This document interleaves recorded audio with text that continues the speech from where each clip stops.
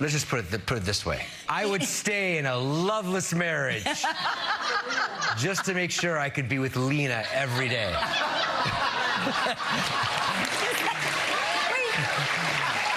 That's how much I love Lena. She's spent nearly 3 decades smiling through a camera lens every single morning, keeping millions of Americans company with their coffee.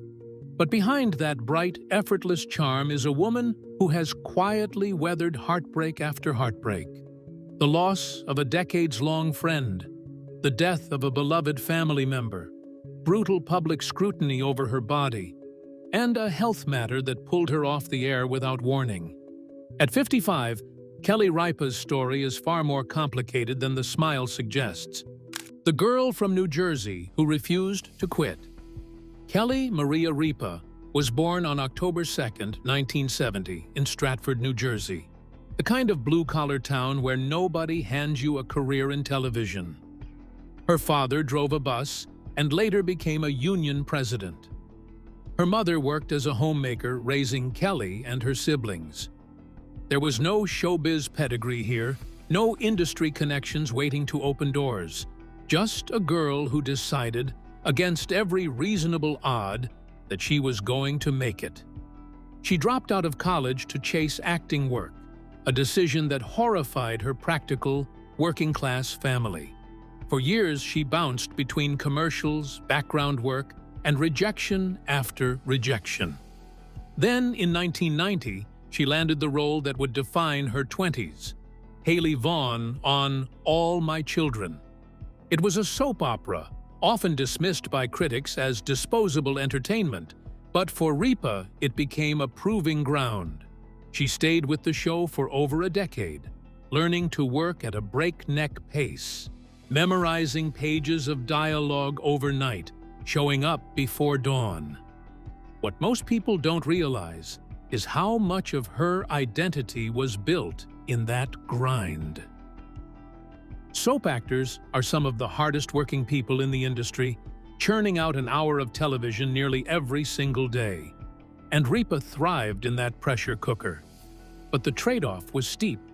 She missed ordinary milestones, ordinary time, in exchange for a career that hadn't even fully arrived yet.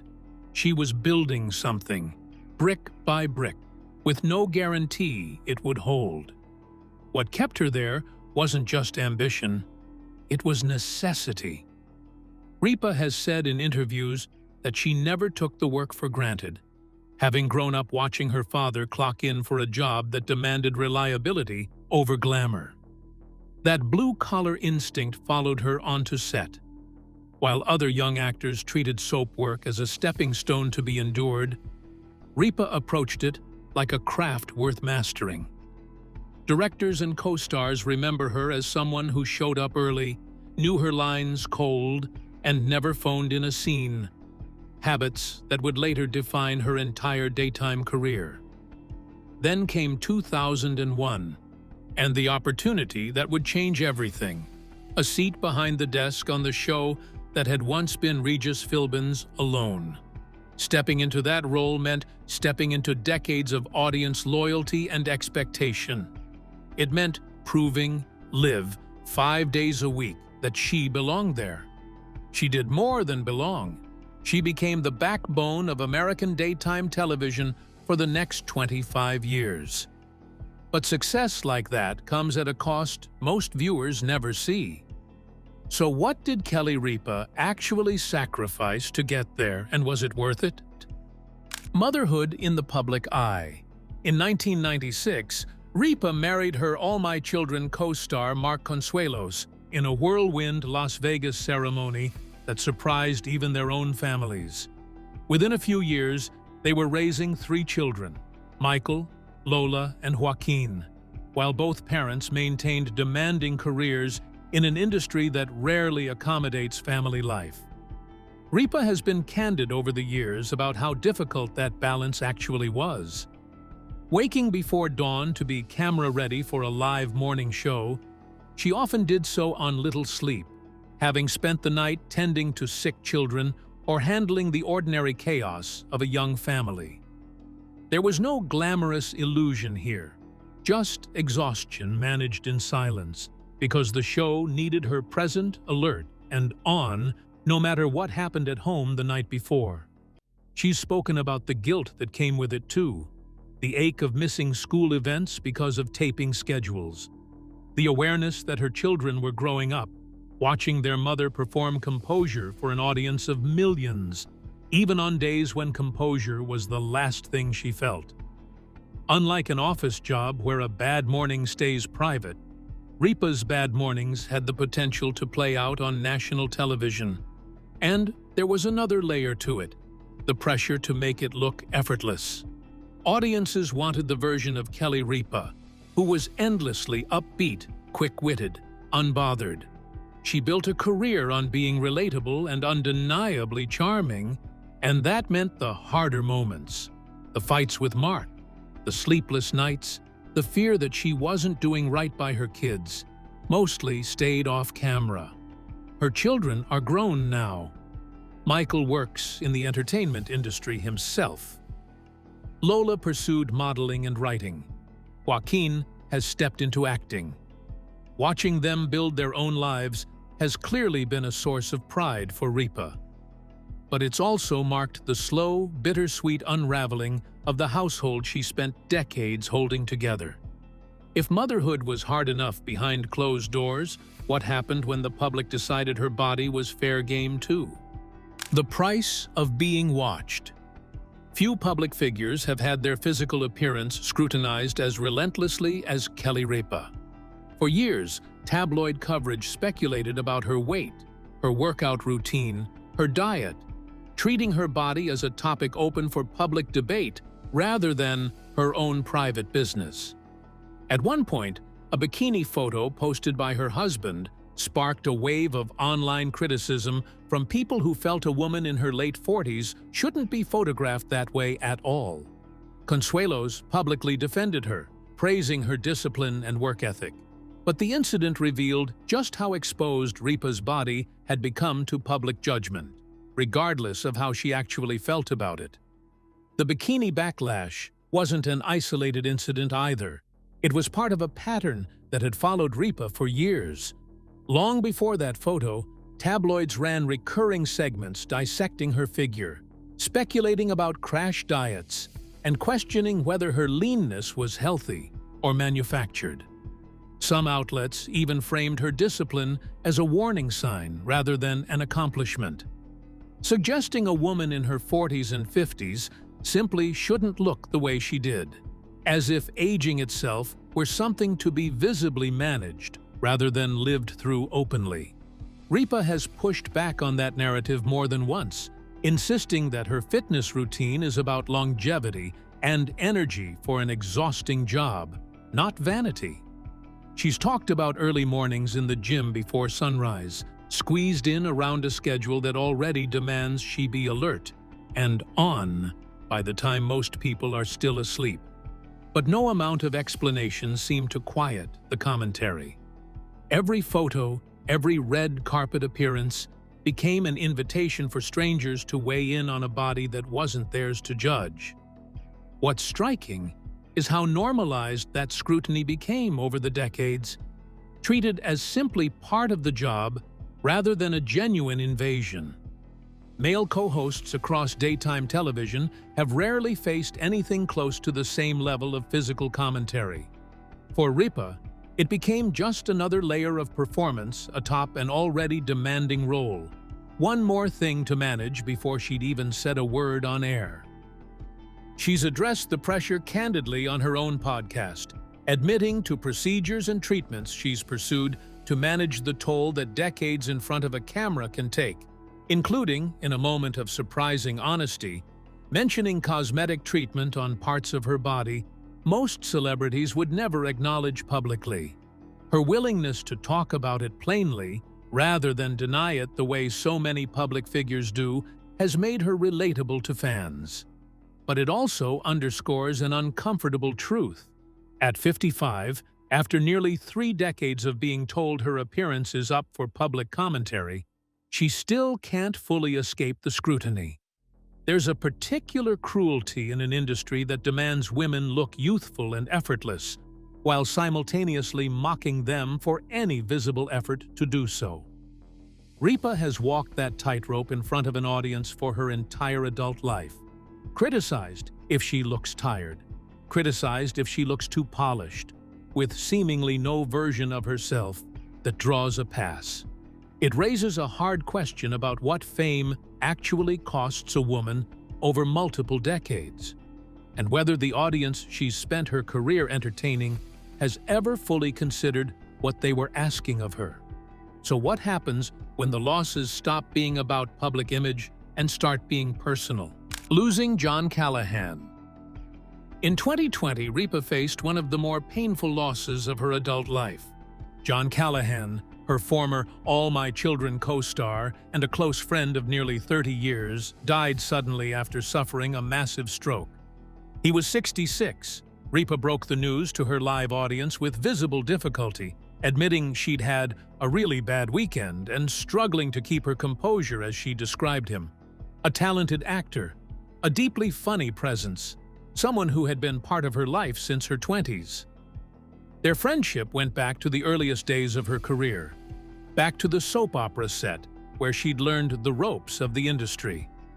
Losing him meant losing a piece of that formative chapter of her life, someone who had known her before any of the fame arrived. Callahan's death also landed at a strange moment for Ripa, arriving in the middle of the pandemic when the usual rituals of grief, funerals, gatherings, the physical presence of friends offering comfort, were largely unavailable. She had to process the loss of someone who'd known her since her 20s in near isolation, without the community that typically helps absorb a blow like that. On top of it, she still had a live show to host, still had to find a way to greet her audience with some measure of warmth each morning, even as she carried private sorrow that had nowhere else to go. It was a reminder that public composure doesn't pause for real life, and that Ripa has spent much of her career learning how to grieve quietly while still performing for millions. What made the loss especially difficult was how it intersected with her own family. Callahan's ex-wife, actress Eva LaRue, was the godmother of Ripa's eldest son, and their daughters were close in age and friendship. The loss rippled through two families simultaneously, and Ripa had to process her own grief while publicly supporting friends who were grieving alongside her. She apologized to her audience that day for seeming out of it, which says something about the strange demands of her job. Even in genuine grief, there was an expectation of performance, an audience waiting to be entertained regardless of what she was carrying internally that morning. It wouldn't be the last time Ripa had to grieve on camera. So what happened 5 years later, when loss came for her family all over again? Saying goodbye to Chewy. In February 2025, Ripa and Consuelos made the devastating decision to say goodbye to their family dog, Chewy, a Shih Tzu who had been part of their household for nearly 18 years. Chewy wasn't an ordinary pet in the Ripa Consuelos home. She'd been adopted through an on-air segment on the show itself back in 2007, meaning she'd effectively grown up alongside the family in front of the cameras that documented their lives. When the couple announced the loss to their live audience, Consuelos opened by describing the day before, explaining how Chewy had stopped eating, grown severely dehydrated, and begun showing neurological symptoms that made clear the kindest thing left to do was let her go. He called it one of the toughest decisions they'd made as a married couple. As he spoke, Ripa sat beside him, visibly struggling, eventually breaking down entirely and burying her face in her hands on live television. She later apologized to viewers, explaining through tears that Chewy had been present for nearly every major milestone in her children's lives, watching each of them leave for college, then return home to a dog who was always waiting by the door. Our steadfast companion, she called her. It's a small phrase, but it captures something larger about what that loss represented. The quiet, quietly heartbreaking realization that an entire era of her family's life, the era of small children and a full house, had ended alongside that dog's life. Weeks later, Ripa posted a tribute on social media, admitting she'd avoided doing so because it somehow makes it real. She described feeling lost, still looking for Chewy out of habit, still calling her name. It was one of the most unguarded, unpolished moments of grief she's ever shared publicly. A stark contrast to the composed, camera-ready persona she's maintained for 25 years on air. Grief like that doesn't stay contained to a single morning. And just months later, Ripa would disappear from her own show entirely. This time, over her own health. What happened next? The surgery that sidelined her. In the summer of 2026, longtime viewers noticed something unusual. Kelly Ripa simply wasn't there. She was absent from Live with Kelly and Mark for 2 consecutive weeks, a stretch of time that, for someone whose entire career has been built on daily dependable presence, was striking. Consuelos eventually explained that Ripa was recovering from a gum graft surgery, a procedure involving a skin graft that patients frequently describe as significantly more painful and slower to heal than people expect. Fans who had undergone the same surgery flooded the show's social media with sympathy, describing it as brutal and something they'd put off for years out of dread. One person noted they'd had the same operation while caring for a newborn and called it one of the hardest recoveries of their life. A rotating cast of guest hosts filled in during her absence: Kevin Jonas, Mila Kunis, Pamela Adlon, Scott Foley, and eventually Sarah Chalk, while Ripa recovered privately, notably without posting any updates or glimpses of her recovery on social media. For a public figure who has spent decades sharing so much of her life with an audience, that silence stood out. It suggested a woman who, for once, needed to keep something just for herself. The absence also revealed something about how tightly Ripa's public identity is wound around visibility. For 25 years, her audience had grown used to a version of intimacy built on constant presence, seeing her react in real time to news, banter, unscripted with Consuelos, and share small details about her weekend. That illusion of closeness depends entirely on her showing up. When she vanished for 2 weeks with no explanation beyond a brief update from her husband, it exposed how one-sided that closeness actually is. Viewers felt entitled to know what was happening with her body, the same way tabloids had for years, even though a gum graft recovery is about as ordinary and private a medical event as exists. Ripa's choice to stay silent during that stretch, rather than posting reassurances or health updates the way she often has in the past, reads less like avoidance and more like a boundary. After decades of narrating her life for public consumption, even the small victories and minor illnesses, choosing to simply disappear and heal without commentary, may have been its own quiet act of reclaiming something for herself. It's worth pausing on what that means for someone whose livelihood depends on live, in-person performance. 2 weeks away from a daily show isn't a vacation. It's an interruption to an identity she's spent 25 years building around reliability and presence. At 55, after decades of showing up regardless of what was happening in her personal life, her body finally forced her to stop.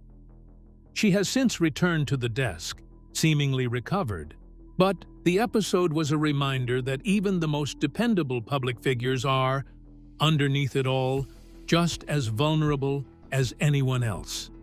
So after all of it, the losses, the scrutiny, the recovery, where does that leave her now? What's left at 55? Kelly Ripa is standing at an unusual crossroads. Her career has never been more secure. She remains one of the most trusted, most consistently employed personalities in American television. A rare feat in an industry defined by turnover. But the life surrounding that career looks dramatically different than it did even a decade ago. Her children are grown and largely out of the house. The dog who anchored so many family memories is gone. A close friend from the earliest chapter of her career is gone too. And her own body, after decades of relentless public performance, has started sending reminders that it needs care and rest, not just resilience. There's something quietly poignant about a woman who built her entire identity around showing up for her show, her family, her audience, now facing a stage of life defined by absence. The empty rooms where her kids used to be. The quiet at the door where Chewie used to wait. The unfamiliar experience of letting her own recovery come first, even briefly, instead of powering through for the camera. None of this fits the tabloid version of tragedy.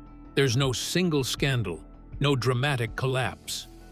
It's something more universal and, in some ways, more affecting. The ordinary accumulation of loss and change that comes with getting older, playing out for a woman who has spent her entire adult life doing it in front of an audience. At 55, Kelly Ripa isn't broken, but she is, unmistakably, a woman who has quietly carried more than her easy, camera-ready smile has ever let on. Kelly Ripa's story is a reminder that the people we watch every single morning are living full, complicated lives far beyond what fits into a segment or a headline. If this video gave you a deeper appreciation for what she's carried over the years, hit subscribe for more honest looks at the lives behind the famous faces you know best. And let us know in the comments which part of her story surprised you the most.